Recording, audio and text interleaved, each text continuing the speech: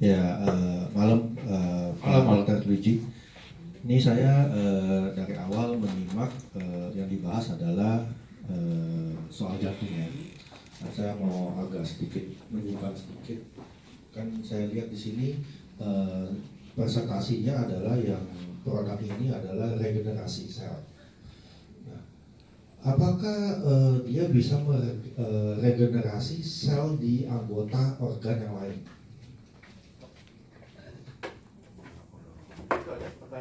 Nah, kalaupun seperti tadi misalnya secara medis orang ini nggak bermasalah, apakah dengan adanya misalnya kita mengkonsumsi ini, apakah bisa terjadi maksudnya pertumbuhan sel-sel yang baru yang nggak bisa dideteksi secara medis, dokter? Mungkin kan kalau misalnya kita melakukan tes secara medis di hospital, mungkin sel itu nggak terlalu, ya tadi yang diceritakan berminat sel itu banyak ya, mungkin kan nggak bisa terdeteksi detail. Tapi mungkin apakah dengan ini sebenarnya bisa menumbuhkan satu sel baru lagi yang secara otomatis, misalnya bagian di sini kurang nih, dia bisa tumbuhin gitu. Atau gimana?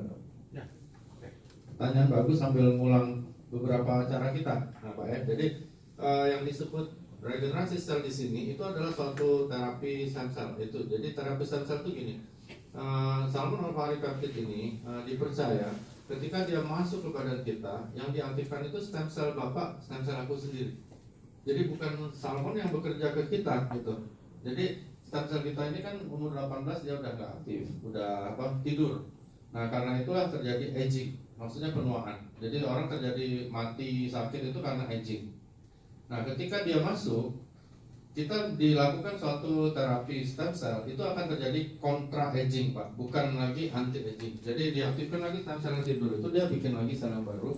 Dan memang stem cell itu salah satu keahliannya itu adalah mendiagnosa yang Bapak bilang tadi, di sini ada yang kurang. Dia akan diagnosa itu dan dia akan automatically bentuk yang baru. Begitu Pak?